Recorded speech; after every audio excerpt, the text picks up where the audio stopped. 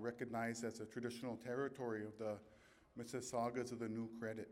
And prior to that, it was also the traditional territories of our Haudenosaunee people and Huron-Wendat people. And this land that we are in, it's also home to the Dish and One Spoon Treaty, which is an old treaty between the Haudenosaunee and Anishinaabe people. And it's a treaty where it recognized the shared territories of those two peoples. And it allowed for those two peoples to be able to hunt and gather food to support their families and sustain themselves. And the idea with the Dish with One Spoon Treaty is that the dish or the bowl was seen as a place where everyone draws their food from. And you should only take what you need so that future generations can draw from that dish to be able to nourish their families and nourish themselves. And that one spoon is the one spoon that we share to take out the food that we need. So this is the home of that treaty and these shared territories. So I'm going to start with an opening prayer in my Ojibwe language. So then I'll explain afterwards what I'm saying. So Bojo Mishomis Sak Nokomis Sak Gishemnedo Jashko Jeshi Wong Nabe Manedo Nene Diznakaz Wabshishido Dem Nebissing no Dunj. Gishemnedo Mishomis Ananik Nokomis Nanik Kine Gego Gajito Yan Miigwech Mishomis Dabik Gizis Gabe Wase Ya Jewin Nongum Miigwech Nokomis Dabik Gizis Gabe Wase Ya Jewin Nibetang Miigwech Kakinekwe Gamidziong Miigwech Nebe Gamidziong Miigwech Nesewin Gamidziong Miigwech Nijum Gamidziong. For all these things, I say Miigwech Nadamushin. So what I said in the Ojibwe language was I introduced myself to the Creator of all things. I said thank you to the grandmothers and grandfathers. And what I asked was, I said thank you for everything that you have created and given us. I said,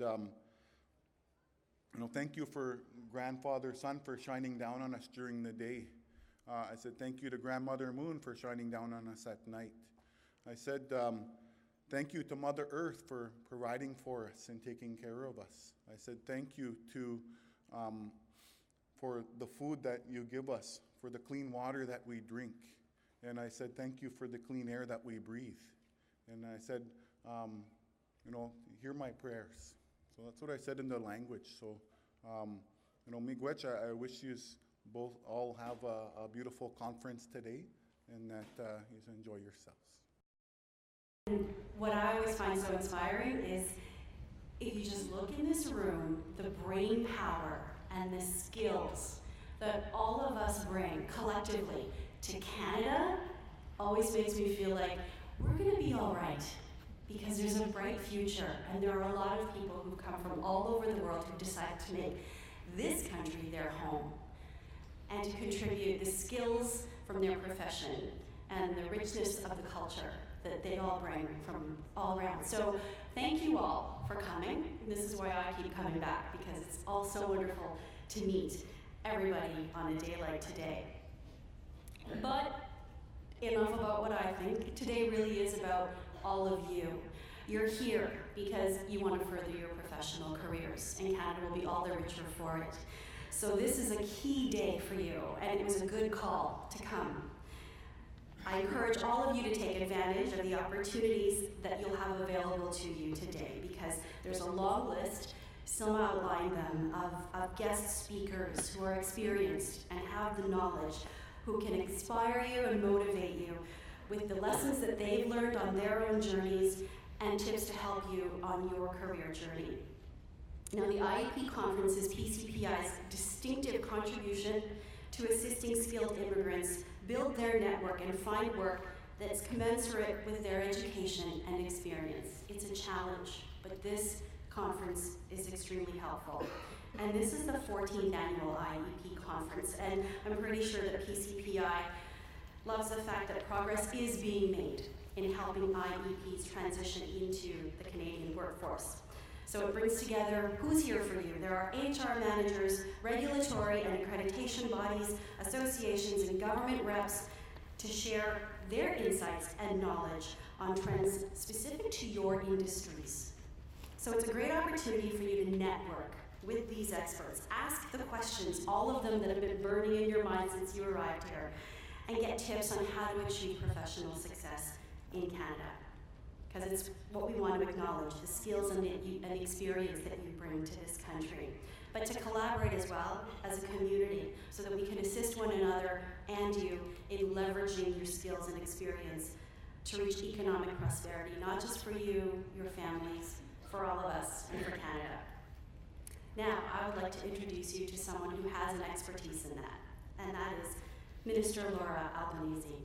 She's Minister of Citizenship and Immigration and Deputy Government House Leader for the province of Ontario.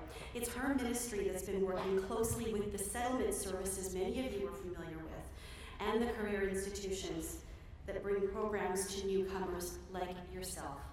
Well worth listening to, so please help me in welcoming Minister Laura Albanese.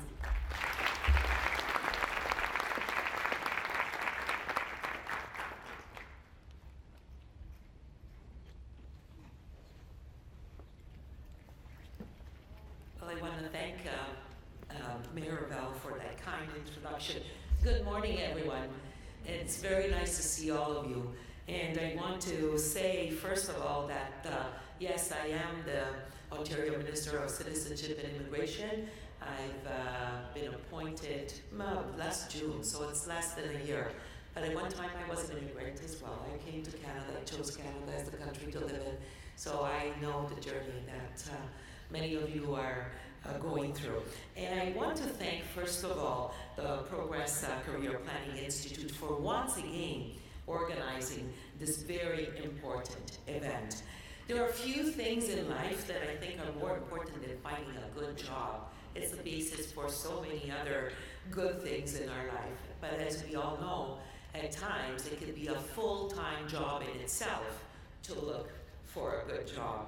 And that's why this conference is so valuable, because it does help internationally educated professionals to make those vital connections that are needed to find meaningful employment. And it's also a great opportunity to network, to share information, and to find out where you can get help with your job search. So I want to wish you success today. I hope that you will find what you are looking for, the right avenues from what you hear today, because when you succeed as an individual, as a family, Ontario does as well. So it's very important to all of us. And I want to let you know that as a government, we are working to build a highly skilled workforce here in Ontario. So our province needs all of you at your best potential, growing your careers, contributing to our communities. It's very important, as Mary Bell said, not only for you individually, but for us as a province and for Canada as a country. And I do understand that there are many challenges to overcome when you arrive in a new place, in a new country, and that you may face language or cultural barriers, that you may find hurdles, getting the licenses that you need to work in the profession or your trade. So we want to offer support in this period so that you hopefully can settle and succeed in a quicker way. Every year, nearly 80,000 immigrants benefit from our investments in the newcomer settlement programs. And some of you may be familiar with these programs. They provide support to agencies to help newcomers by connecting them to the essential services they need. And one program that I think could be interesting to many of you as an internationally educated professional is Global Experience Ontario, or GEO. GEO is an information center that helps internationally trained professionals become licensed or registered in a non-health regulated profession or skill trade here in our province. Think of GEO as a portal where you can access information and knowledge that can be critical to your employment path.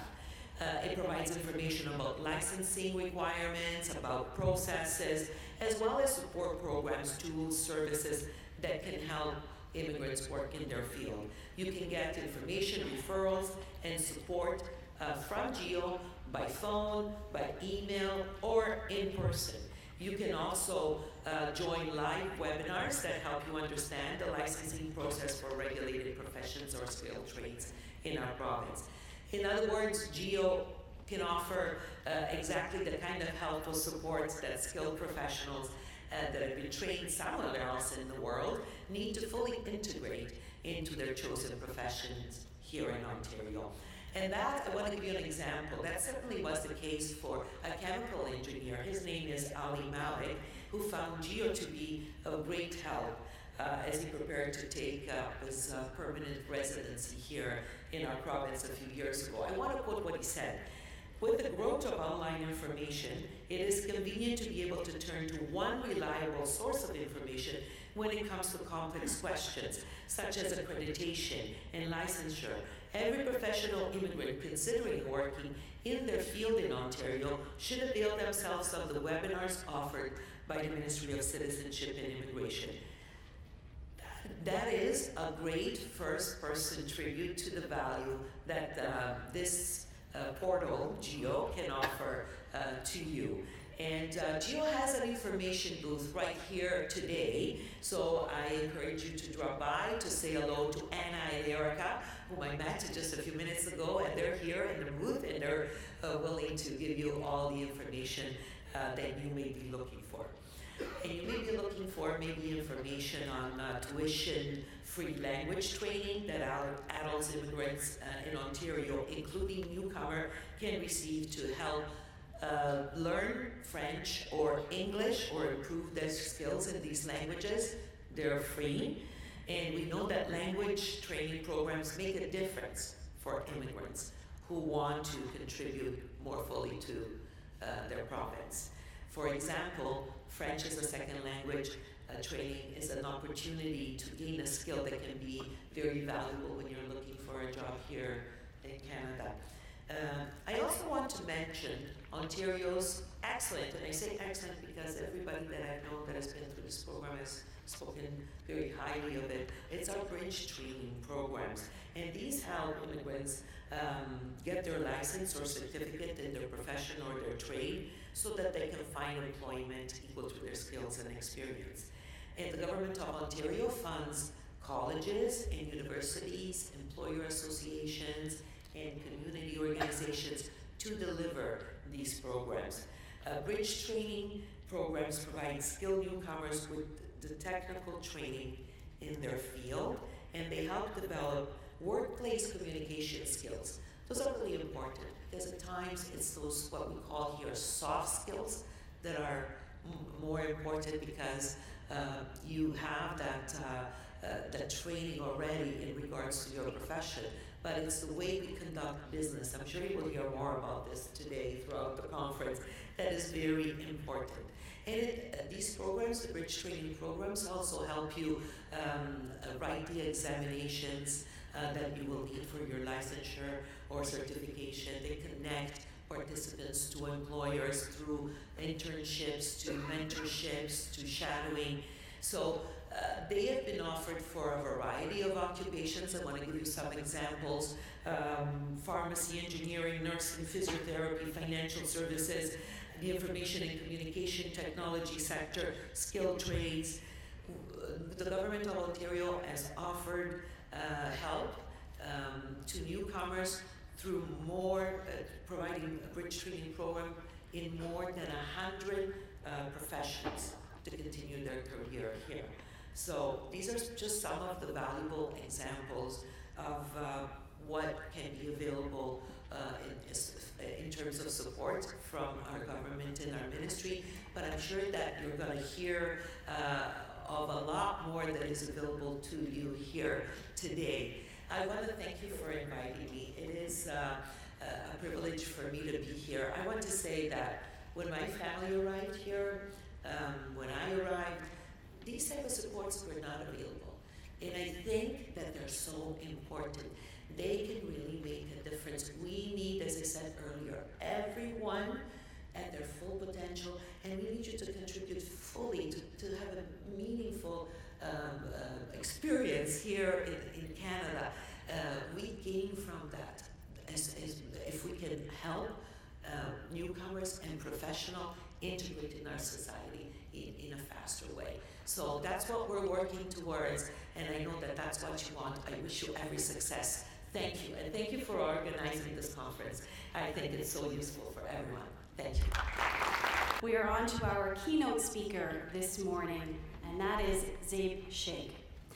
As Film Commissioner and Director of Entertainment Industries for the City of Toronto, Zabe oversees the screen, music, live event support, and tourism portfolios and the teams that make them up at City Hall. And if you were listening to the news, hopefully CBC Toronto recently, you may have heard Mayor John Tory announce that Toronto has had yet another record-breaking year in this industry, and Zabe is one of the driving forces behind that huge economic benefit to Toronto. And it's probably because he has insight and has worked in just about every angle in Canada's culture and entertainment industry. Zabe is an actor, writer, director, producer, internationally working as well, including, you may know this film by Oscar-nominated director Diploma, Midnight's Children, adapted from the novel by Salman Rushdie. He was also the star of CBC's international runaway hit comedy, Little Mosque on the Prairie, and if you didn't see it in Canada, you might have seen it in one of the 90 or more countries around the world that the show was loved and a hit in. As a producer, Zabe co-produced the special Long Story Short, CBC Turns 75, which was hosted by Martin Short, great Canadian comedian, and co-wrote, directed, and co-produced the Gemini Award-winning television film Othello, The Tragedy of the Moor. Lots of other things in Zabe's television work, including Metropia, Murdoch Mysteries, Da Vinci's City Hall, and The Dead Zone. So another Canadian success story, which I'm sure will provide lots of inspiration to all of you this morning. Please help me in welcoming Zabe Sheikh.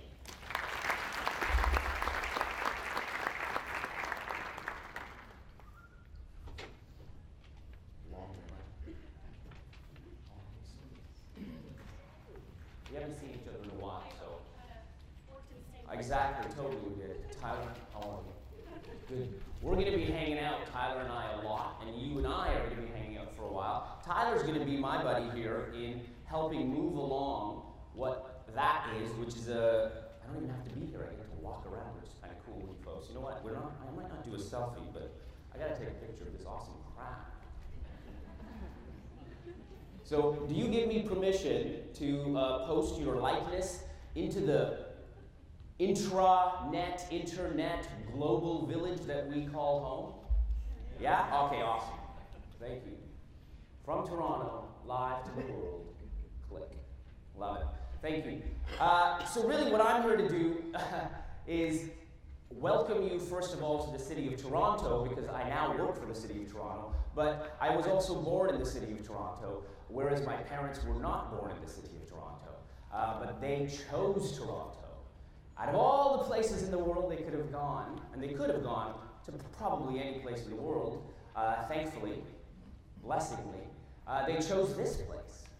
The place where apparently I work at, City Hall, and Toronto is a place where business and culture thrive.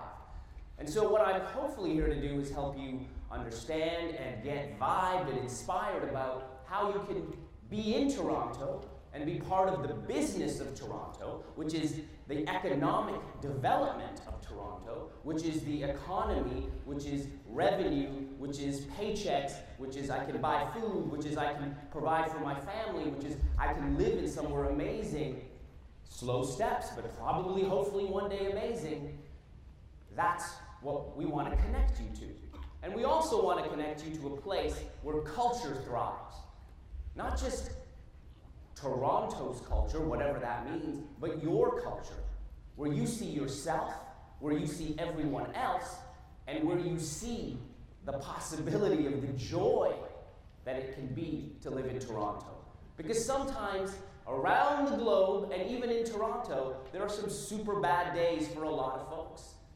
But hopefully, somewhere in the engine of the governments, as the minister talked about in Ontario, the federal governments, and also a place like a local government, where we're very close to City Hall, where you now that if you're in Toronto or close to Toronto, or hopefully can take the TTC or walk or take an Uber or XL or whatever you want, hopefully there's bikes and everything way to get to where you want in Toronto. You can come to local government, City Hall, and say, hi, I want to be connected to this place. We're going to help you connect to business. We're going to help you connect to culture. And Tyler and I are going to show you what we do at the city. But I'm going to give you a little bit of context of who I am and why I am so super inspired to not only be born in Toronto, but that my parents chose Toronto, as your families probably have, or you have personally. And sometimes, I'm pretty sure my parents might have doubted their choice.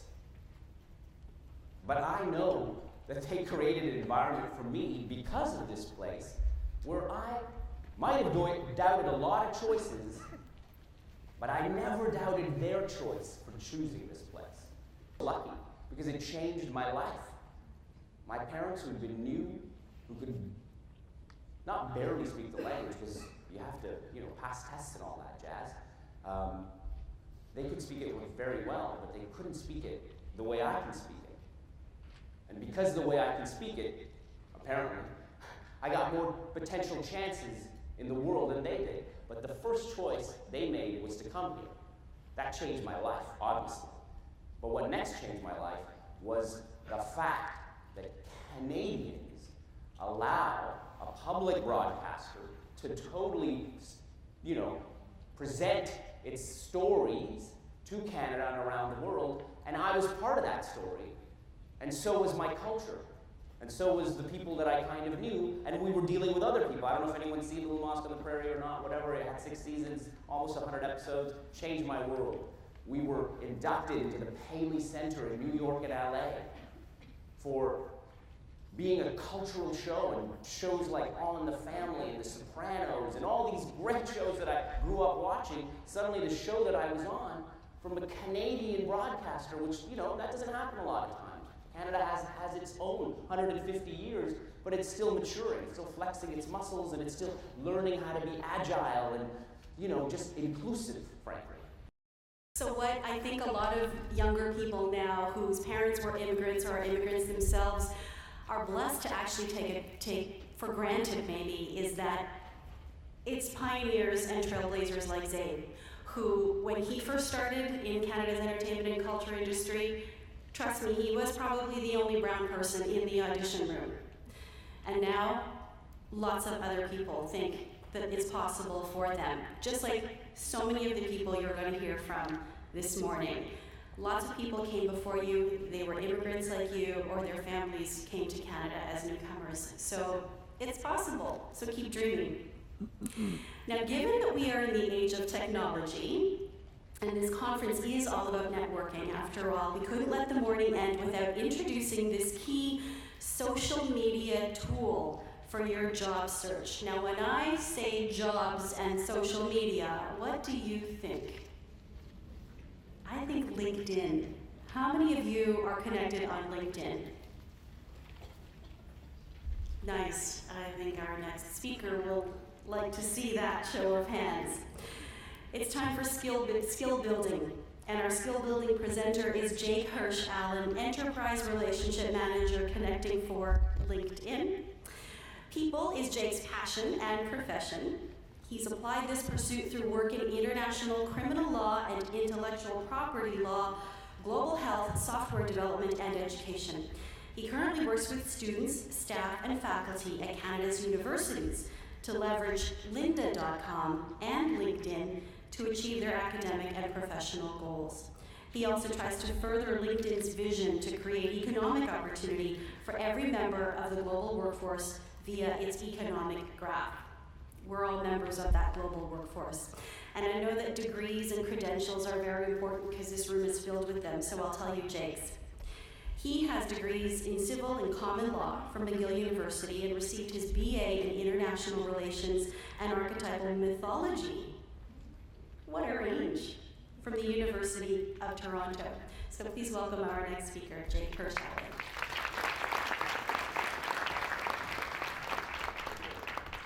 Hi, all. Can you hear me? Yeah, great. My voice is not amazing in terms of carrying, but it's a pleasure to be here. It's my second year here. I guess you and I are going to work together on slides. Amazing. I brought about 30 slides, and I'm not going to go through all of them. I figure I'll probably go through about 4, because most of the emphasis here is just going to be on sort of really practical tips and tricks. But I thought I'd start with a couple on me, so maybe let's flip to the next slide. And so that's me. If you do want to connect in the future, the best way to do so, of course, is on LinkedIn. There was a long time when people used to joke that I was jaked in, and so nobody actually believed me when I joined LinkedIn. And then LinkedIn bought a company called lynda.com that does online education. I took over that unit for Canada, and again, nobody believed that I worked for LinkedIn. Needless to say, you can find me on LinkedIn at Jake Hirschauer. Feel free to connect. And the first tip of the morning is when you do connect with somebody, make sure you let them know how you met them. So for instance, if you were to connect with me, you've got to let me know that you saw me speaking at this conference, and then I'll accept the connection, because I get many more connection requests than I've met people. So most of what I'm going to talk about today, as I said, are tips and tricks for LinkedIn. But I thought I'd start with a little bit more of a summary of sort of what I do. I appreciate the thorough introduction, because I think my path to where I am now will likely resemble the wandering paths that probably many of you have taken, both geographically and professionally. My dad is a diplomat. My mother was an immigrant from Poland, and I spent most of my life bouncing around the world. So I've lived in around 12 countries, from Mexico to India, from Israel to the Netherlands. And in each of those places, I learned something new about both how to sort of network and become a part of a culture, and also about how exciting it is to be in as diverse a world and as diverse a country as Canada is. And so with all of that as background, I ended up trying to find a career that included some of that diversity and in fact helped support some of the people with whom I could work. And so the thread that wanders through my relatively, again, diverse career is really fighting inequality and working to include that sort of greater community within the, I think in some ways, privileged background that I was raised in. So for instance, my first gigs were as a lawyer. I practiced first public international law at tribunals in The Hague and Cambodia. I was at the Supreme Court in Israel, working as a clerk. I came back here and I did intellectual property law, so again, a very different kind of law. I was lobbying, I was working with pharmaceutical companies and tech companies. One thing I learned, and it took me a few years, probably 4 years to learn this, was I was a terrible lawyer. I am not detail-oriented, I am not very good at negotiating, I am not very aggressive. And so it took a little while. I think the background was really helpful and continues to be helpful. But as with so many things, life forced me to change gears. And so I switched from practicing law to building companies. I built a software development company that has probably built software that everybody in this room either already has or will use in one form or another, from electronic medical record software used by the University Health Network to voting software. If you guys have ever seen Vote Compass on the CBC's website, we built that. And then we discovered something that many companies are discovering right now, which was it was really hard to find other software developers to work for us.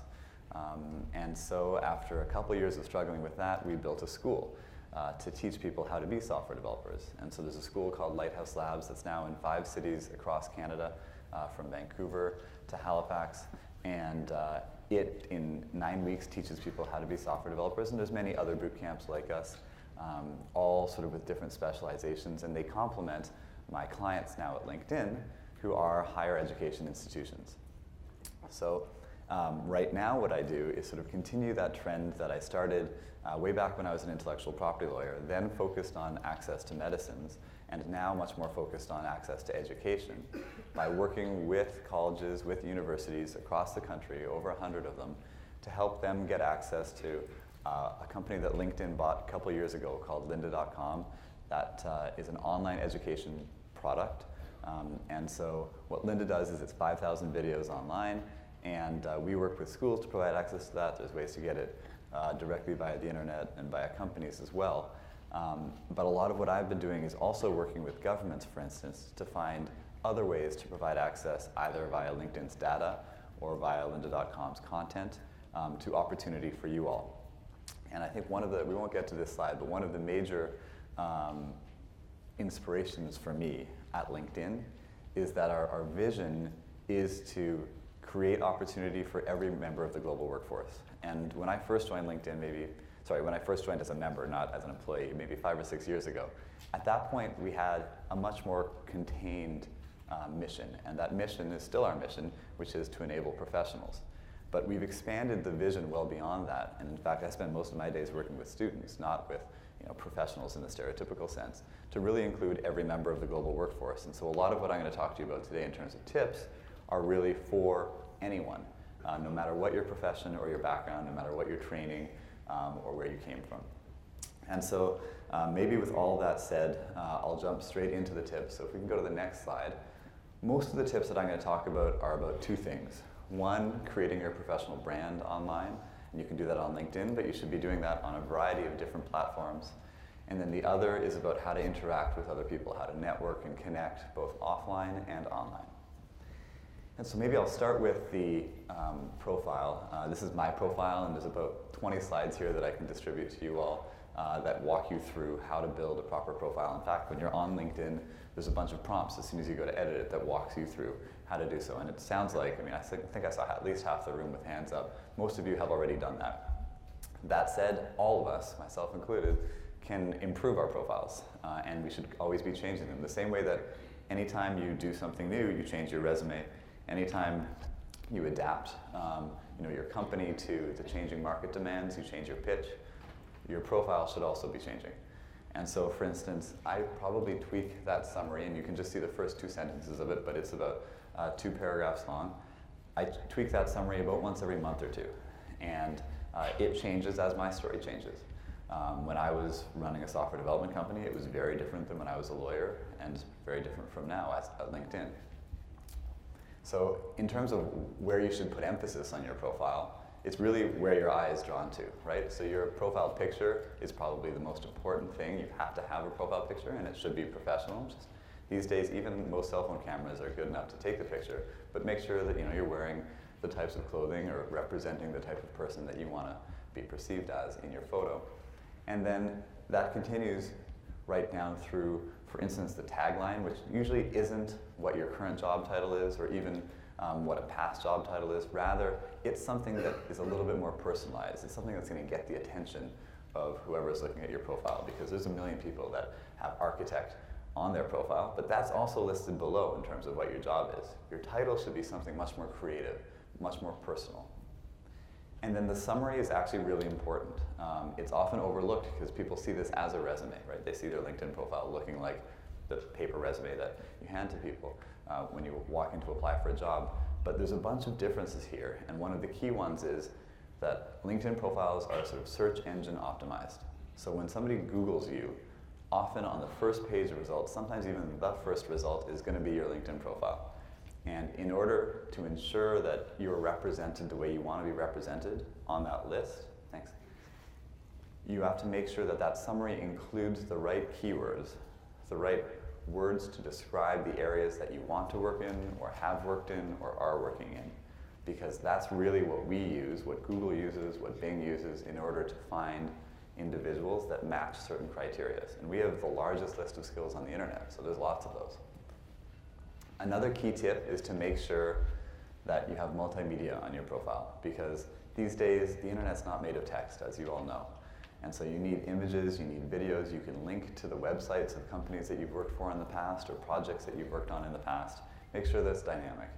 And most of the tips that I'm providing right now, again, apply to other platforms as well. So if you have a Twitter profile or if you have a Facebook profile, there are some businesses that will actually attract many, many more hits. There will be more viewers to your website on Facebook than on LinkedIn. And so for those businesses, you want to make sure that your Facebook profile looks professional. You know, if you're selling ice cream or something that's very retail oriented, very consumer, B2C as we would call it, business to consumer, then it might be more Facebook than LinkedIn or more Twitter than Facebook. One other key tip, and now I'm going to get to the networking part, is to make sure that your online networking resembles your offline networking. People are people, whether it's on the internet or whether it's in person.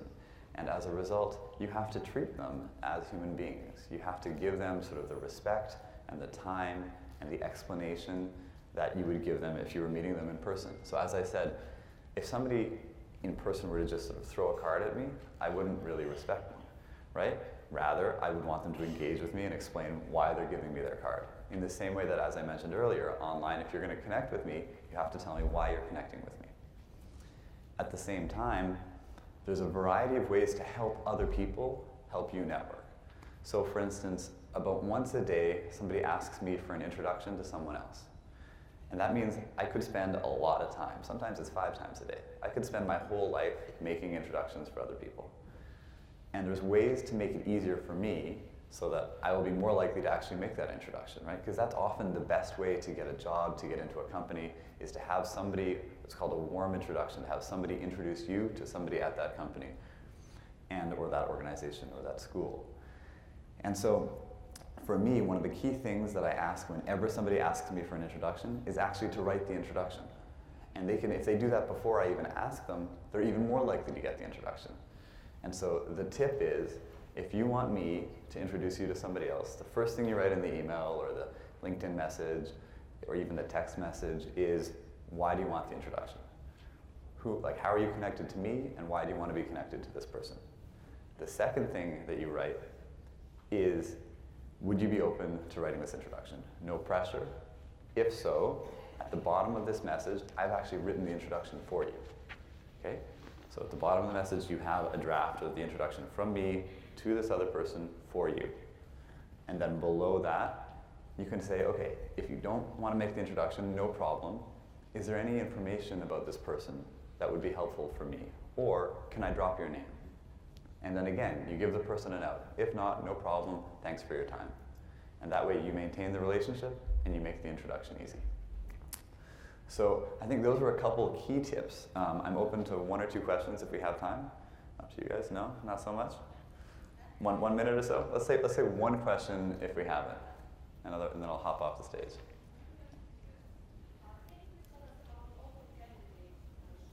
Open candidate options, yeah. It's not an area where I'm a specialist. So we actually have in Canada 150 LinkedIners, people who work for LinkedIn. And the people who would be able to answer your question best work in talent solutions. So if you're looking for somebody in Canada to answer, that's a relatively, open candidates are a type of, I believe, LinkedIn posting where you can either identify yourself as being a candidate, and that's relatively new. So now you can self-identify as being somebody who's looking for a job without having to write on your profile, I am looking for a job. Although hinting at that is also often helpful. Suggesting that, this is what I'm doing now and I'm looking for another opportunity often, again, helps recruiters or helps people looking to hire find you. But more specifically, the options around open candidates I can't speak to because it's really not my area of expertise. All right, maybe we'll wrap it at that. But thank you so much for hosting me, and I look forward to connecting. We're going to move on with our session this morning.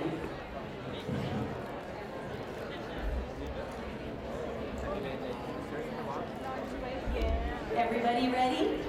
If I could ask you to take your seats so we can carry on. What's coming up next is also one of the most inspiring things that you can probably take part in during this day. It's a panel of people who are so representative of just about everybody in this room.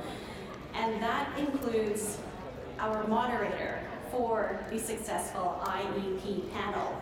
He is an award-winning journalist and CBC Toronto News, and he's telling me to keep it short because Dwight Drummond is, if you've seen him in action on CBC Toronto News every night at 6 p.m., or if you've seen him in the community, because that's one of the things Dwight does a lot as well, very active in the community. You know that Dwight is a pretty humble guy, and he won't say any of these things that I'm about to say, so. No, I won't.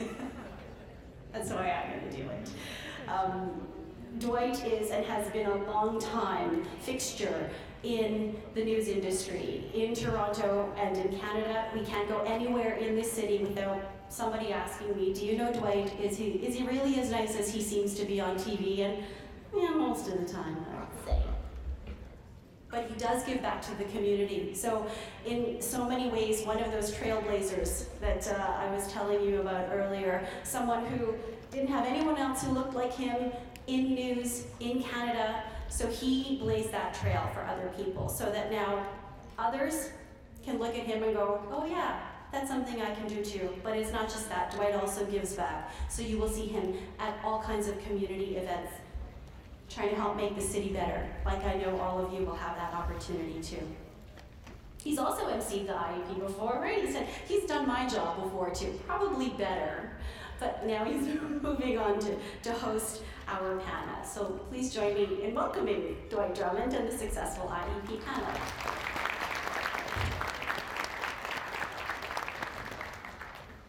Thank you very much, Marilyn. All the things she said about me, I could say about her. Great co-worker. How's everybody doing this morning? Come on, you guys can do better than that. How are you doing this morning?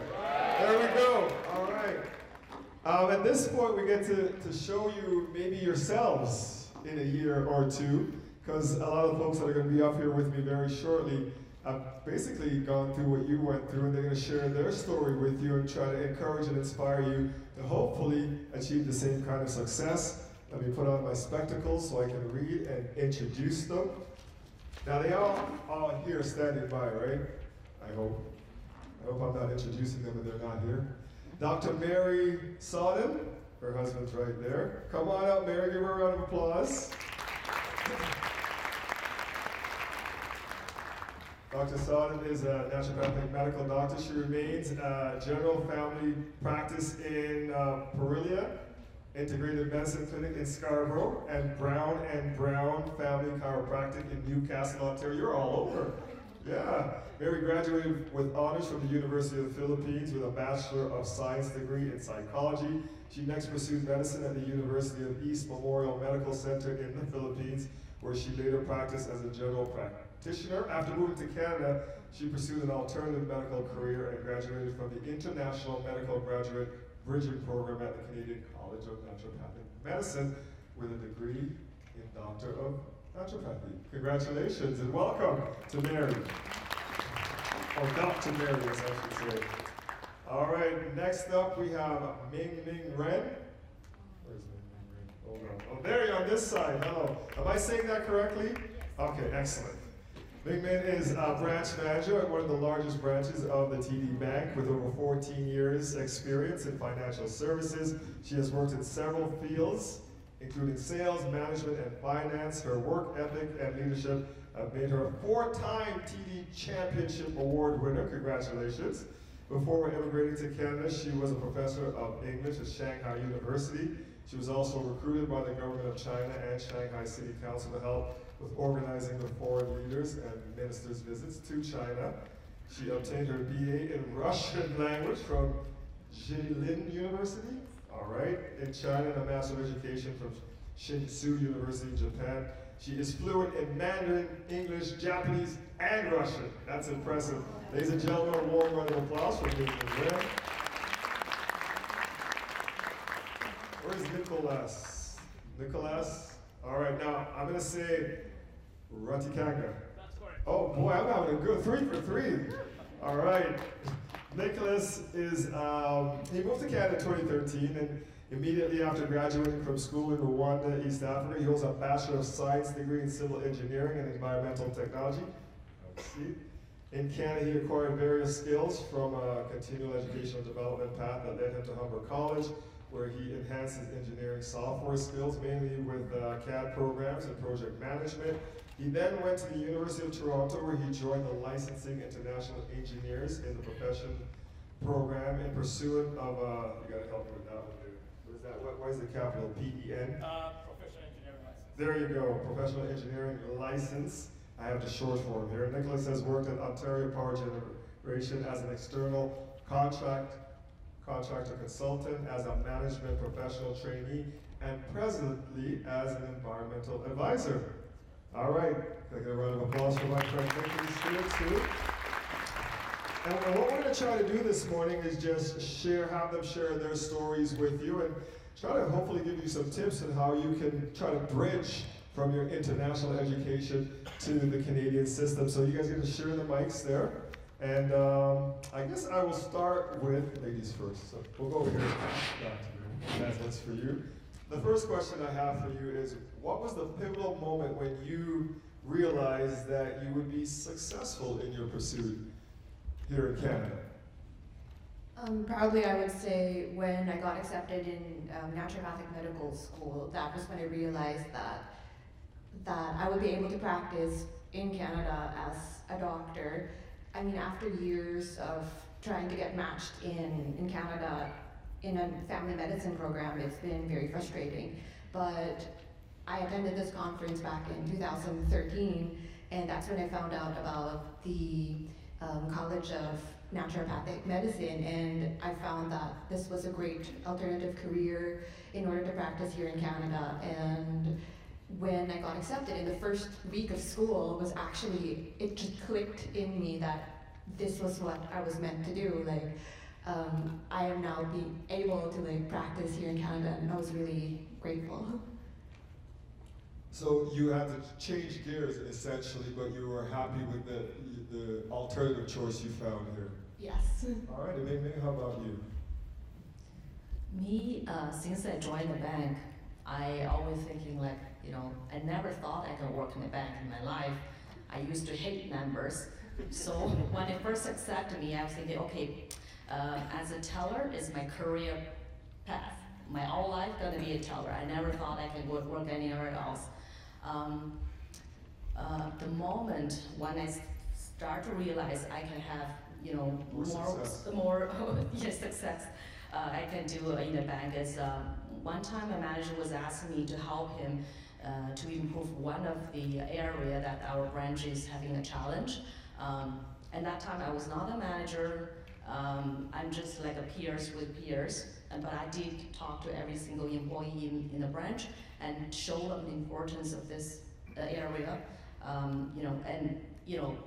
also explain the benefit for,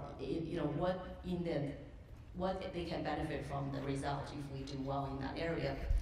So after months, we moved from the bottom out of 200 branches, became the #1, and I received a recognition letter from the area manager for the big support of this area. That's when I realized even you're not manager, you can still motivate people, inspire people to do the things that the company needs you to do. And I started realizing maybe I have some gift in the management level. Yeah, and I think your manager realized that too, because you made that manager look good. Thank you. How about you, Nicholas? Actually, in 2014, I was here. I was one of the guests as well. Then I realized that I was not the only one trying to achieve. I had a goal, I had a quest, and the first thing was to define what I wanted to do. So working in engineering, of course, when you come in this country, they have that definition of engineering. And then I realized that, first of all, I needed to understand that definition. And then second, I realized I was not the only person on this quest. And the third thing was, from that moment on, the people I connected with, especially the connections that I made and followed up with, they took me to the next step. They took me to the next, every step I took led me to the next, success or goal, if you will. And that's when I realized I was on the right path. So I kept going, and here I am. Now, am I correct to say all three of you have attended this conference before? I was a volunteer 14 years ago for Wow. PCPI, and that's how I know Silma and the previous president, Randa. We actually connected from LinkedIn. There you go. So we lost contact over the years, but we found me from LinkedIn. So for the folks in the audience here, I mean, they have sat where you're sitting today, so it just gives you an idea that it is possible. It really is. Okay, so we're going to move from the positive to maybe a little bit of the negative now. Let's talk about the biggest challenge that everybody faces, because we know that a lot of people in the audience today, they're going through it right now, and they're facing some of those challenges that you might have faced in the past. I would say probably one of the biggest challenges was the financial challenge of having to apply for like the medical examinations each year, and for CARMS is the matching service that you would have to apply in order to get a family residency spot in Ontario, and all of that like adds up, and you know, being like an immigrant in Canada, like it's a struggle. But in addition to the financial challenge, I would say the emotional challenge of getting rejected like each year. It's very frustrating. It makes you angry and disillusioned, and you think that, oh, well, I just give up, or there's this lack of like loss of identity, because for years and years, like I saw myself as like a doctor, and it's very emotional, but with the moral support of your family, your friends, you'll be able to overcome it. I am positive, and sitting here today, like I'm proof that you will reach your goal and attain your dream. Yeah, because it is difficult, and sometimes you do feel defeated, and you don't have that perseverance to keep going. How about you? To myself, I feel the biggest challenge is still the language and the culture. Even now, I don't know what you guys doing while you're driving. When I drive, I listen to CBC News. There you go. Thank you very much. So I know your face Shameless very plug. well. And from CBC News, I can learn how you speak professionally, and also the culture. Like I grew up in China, I came to Canada when I was 30 years old. So even I'm trying my best to get, to adjust myself to the Canadian culture, still that 30 years influence is big. So in a big group session, when we need to present something, I'm always the one tend to be quiet, because that's my culture. I was taught to be humble all the time. Unless you feel very confident, you have a very good point to present, you should really close your mouth, just listen. So that's something a little bit different. There's a cultural difference here with that. Yeah, so that's still a challenge I'm improving. We tend to talk in Canada even when we don't have anything to say. Sorry for talking. How about you, Nick? I'm probably in the same boat as everybody else here, but the biggest main challenge I found was the people that when you apply for a job, and when you come in this country, you try to express yourself in terms of what you have accomplished, and you're expecting people to see you as what you have accomplished. Let it be engineering or finance or what it is, right?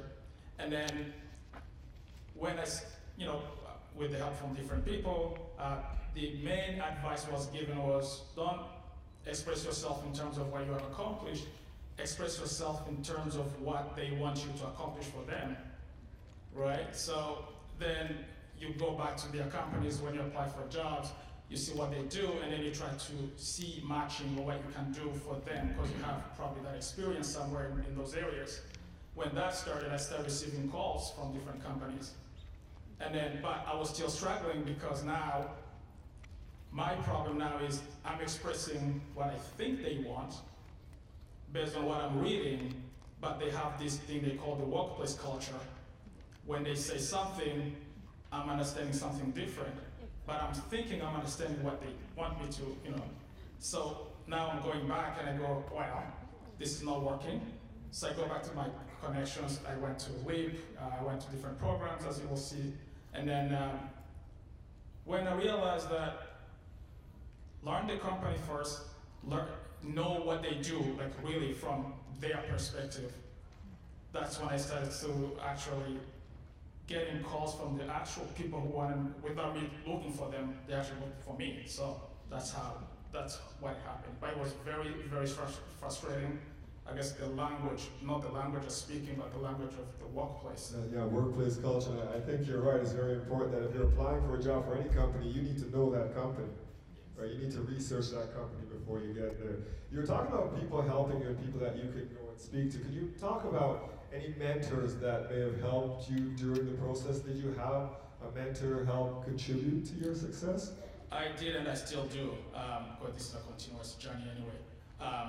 I have met a couple, 3 different mentors in terms of, I'm by background, educational background, I'm civil engineering, and I took environmental technology, so I was trying to work in engineering field. So therefore, I was trying to connect with people who work in the engineering field, and most of those people will be professional engineers, not by the name, but by license. So they are recognized, and they are allowed publicly to practice professional engineering practice. So those people that I looked after were people who I think understood the workplace culture of engineering, if that makes sense. So every time I would face a challenge, I apply, I don't receive a call back, or I email, they say, sorry, you don't fit what we're looking for.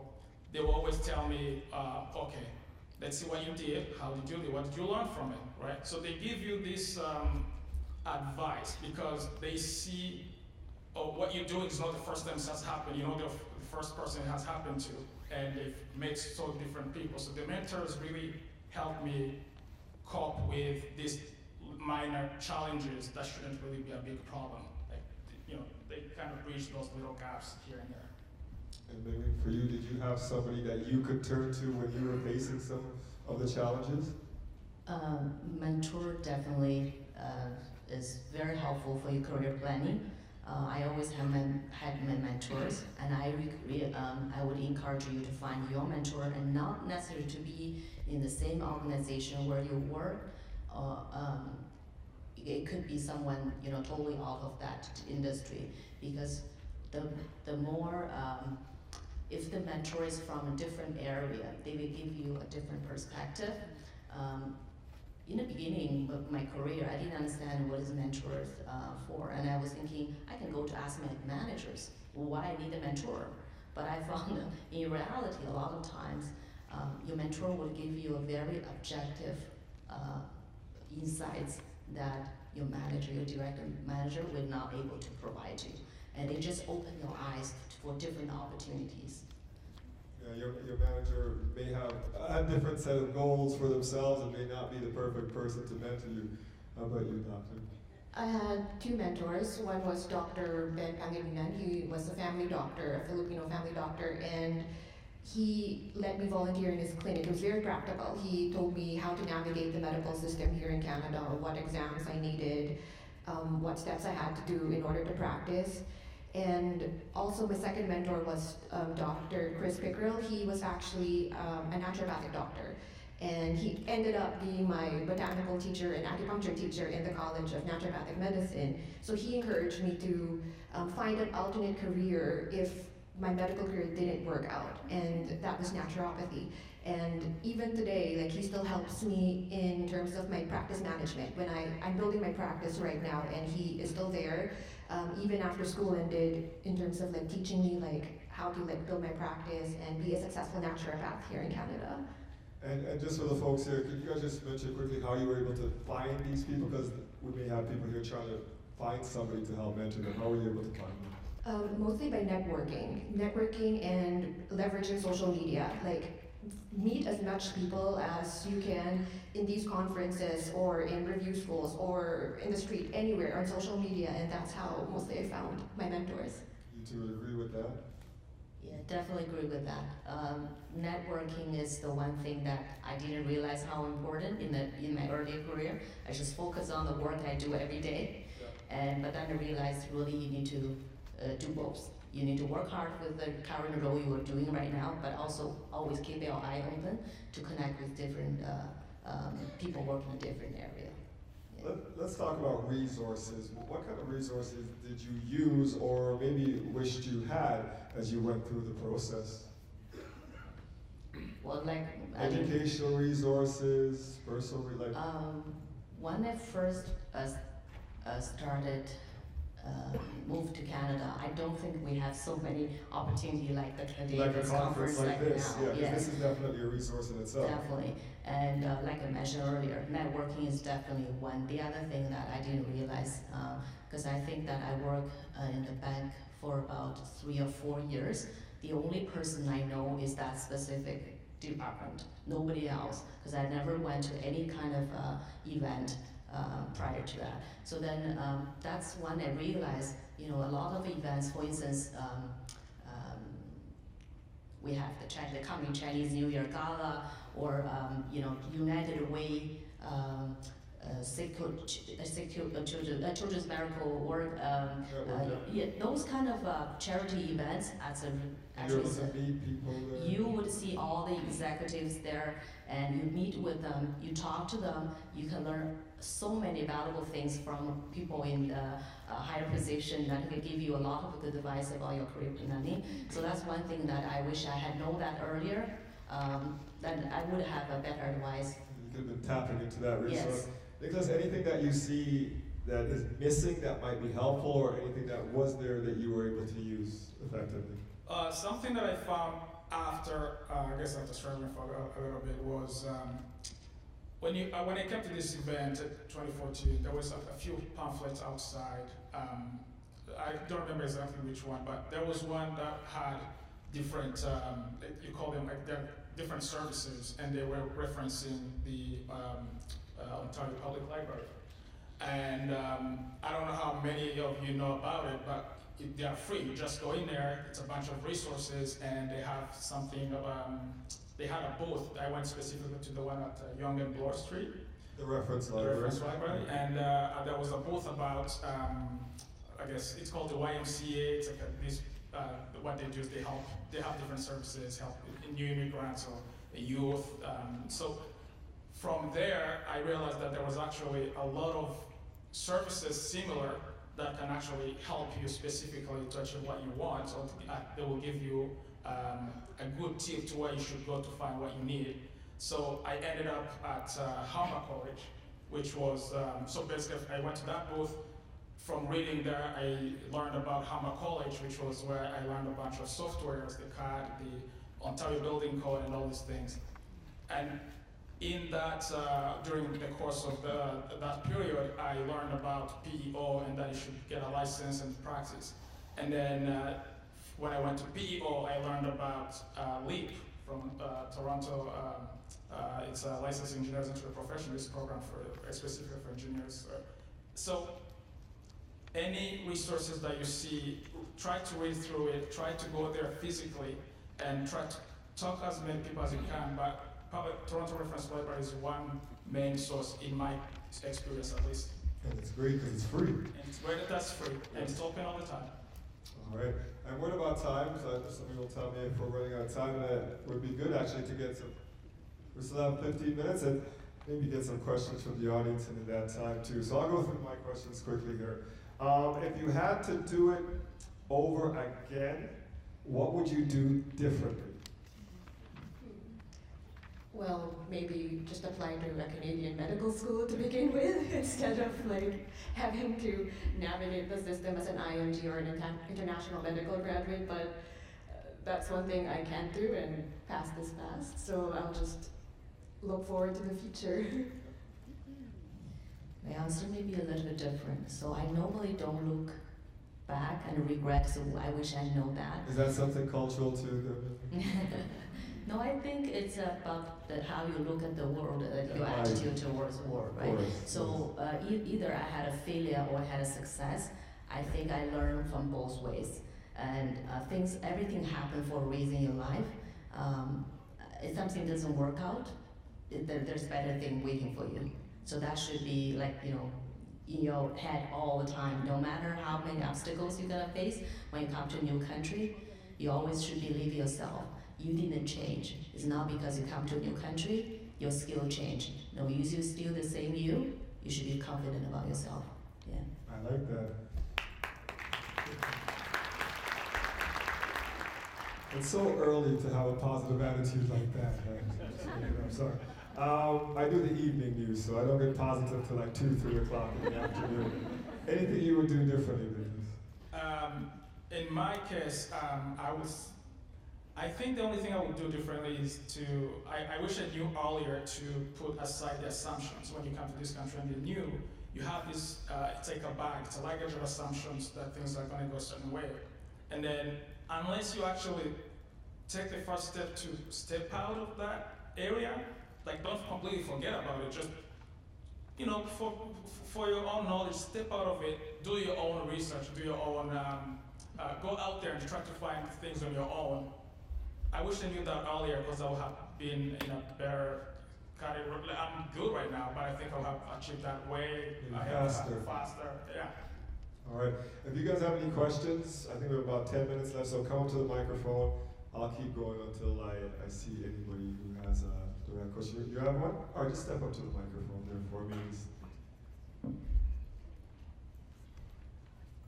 Good morning. Good morning.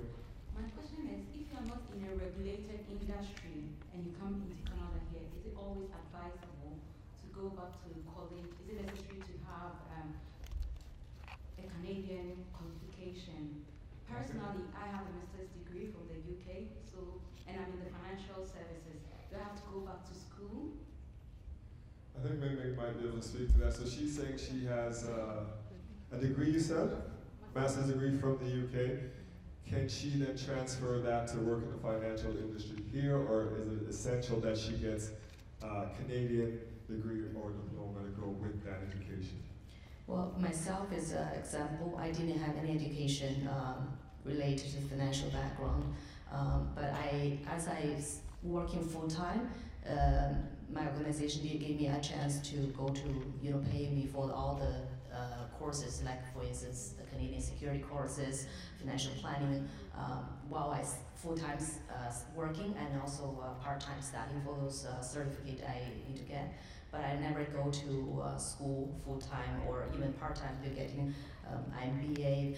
I think those degrees will be very helpful, don't get me wrong, but essentially I think it's all about you, right? So you could have an MBA degree or doctorate degree, but at the end of the day, especially the financial industry, is about what you can deliver for the company, and that's how they look at you.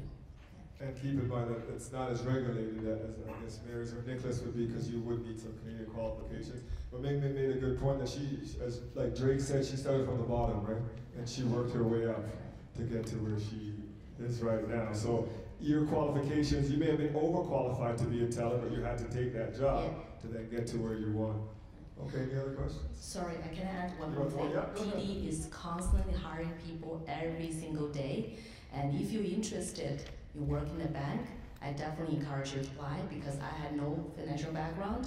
I never even dreamed about coming to the bank. I used to hate numbers. But here's where I am. That's why I say, you know what, if you're thinking that what you have learned in the past or something that maybe not easy to get in Canada, banking is definitely somewhere that you should be thinking of. Yeah. Sir. All right, hi, good morning. Good morning. I have a question for Nicholas about, so you said you studied outside the country, and when you came, I heard you did some bridging courses about Correct. commercial income. I want to know how efficient was that with your job search? Do you receive more phone calls or more, job interviews or opportunities after those courses? So, as I said earlier, every step I took me to the next step that will lead me to where I am right now. And when I went to the Toronto Library, I'm just going to put that analogy so that you will be able to answer that. I went to the Toronto Library, learned about YMCA, and then learned about LEAP, and then I learned about Humber College. So the courses I tried to take, or that I found over, when I was in that research, were courses that I thought were going to help me get a job or land a job in engineering. So depending on where you are, there are programs out there that will help you actually get to where you are. but we can talk after that. Yeah, no, Matt, we're running out of time, so I'm going to have, if you do have any questions, maybe you can approach them directly. We're about to wrap up, but I do want from each of you just maybe one last key piece of advice or information that you think that the folks here this morning listening should know to help them achieve the success that you've achieved. I would say be open to other possibilities. It may not be exactly related to your career, but they might be somehow related. Like in my case, naturopathic medicine is somehow related to still medicine. And also to not be afraid to keep pursuing your dreams, like just persevere, like don't give up, even if it seems like it's not going to happen.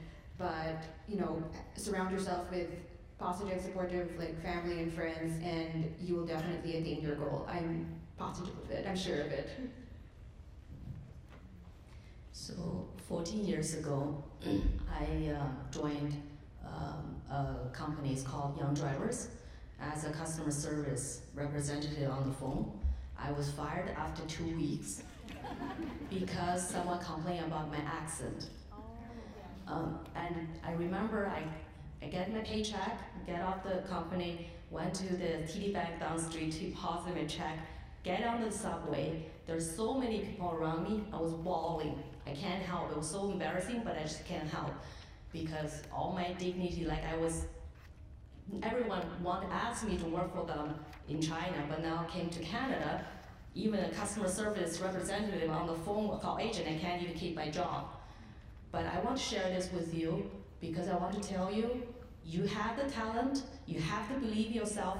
Never let those people who put you down to, to damage your confidence. You always have to believe yourself, because this is where I am now, and if one doesn't work out, it means there's a better one waiting for you. Yeah, it was their loss. So I agree with all of what you just said there, and I will also add that when I was here in 2014, I went back with about, I think I had 10 contacts or 10 people that I wanted to follow up with. But really what I needed to do was to take the contacts that I was going to seriously stay in touch with. And it could be one person, could be 2 people. Today I play soccer with, I think, 4 of them, right? And so the social part of this whole process, whether you have a job or you don't have a job or you're trying to make it, don't forget it's just life. So take it easy. Yeah, you can make some of those business contacts on the soccer pitch too. Exactly.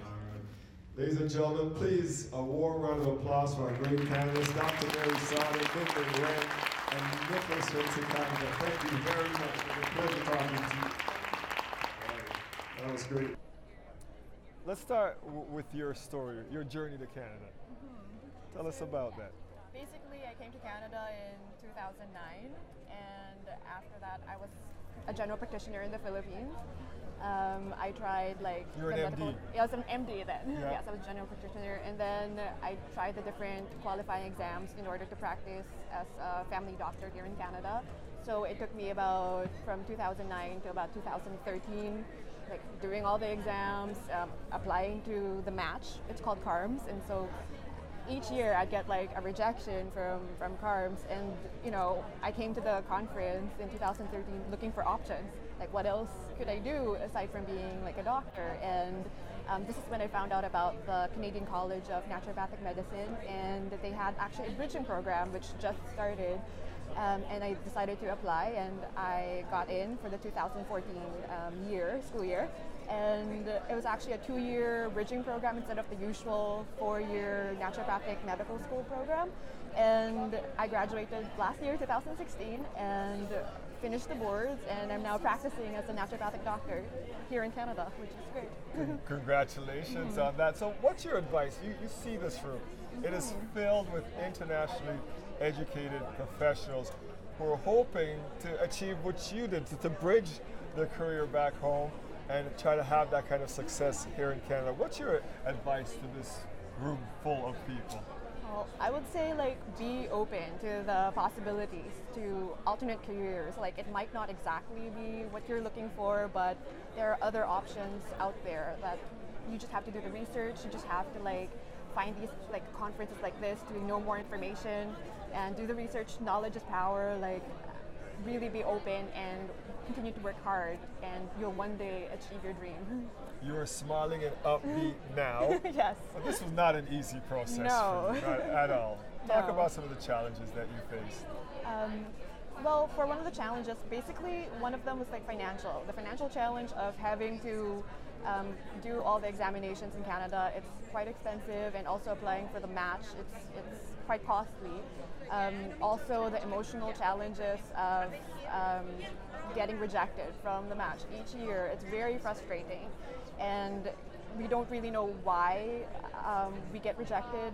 They don't tell us why, but really what I found was just as long as I have the support of like my family and friends, like my mentors, then I found like the strength to keep going, like, and not give up in my pursuit of practicing medicine here in Canada. We hear a lot of the stories about people who, it's not, you might think it's kind of an urban myth, but it's not. You have people like yourself with medical degrees, driving taxis, Yes. Cleaning hotel rooms. And how do you get that fortitude to continue to persevere year after year, especially with the financial challenges? Because a lot of these folks, they have families to support, and they give up on that dream and just say, you know what, I need a job now. You know, my kids will get it, but that dream may not become a reality for me to be able to do that in Canada. I mean, what do you have to say to them? What do you find the strength, I guess, is what I'm trying to ask you. You know, it's very hard, for sure, and to be able to just get any job that's available there, even if it's like something that's not related to the field. Or below your education Or below your level. education level. It doesn't say that you're like a failure, or like it doesn't seem that you're less of a person if you don't get like the job that you want in Canada, like for me to be a doctor. But you know, life is hard, and we have to be practical. And really, at the end of the day, I think it's reflecting and gaining the strength from your family and friends, and that really pushed me to continue my dream, even if you know the daily grind like is very hard. But if you continue to pursue, like just know what your goal is, like have like a vision board, or like know like your 5-year goal, or like be concrete with these goals, like and staring at it every single day, like that really like helped me stay on track, basically. And this journey was not easy. It took you a while to navigate the system and get to where Yes. you are now. How long did it take you? It took about like 7 years in order for me to navigate the system.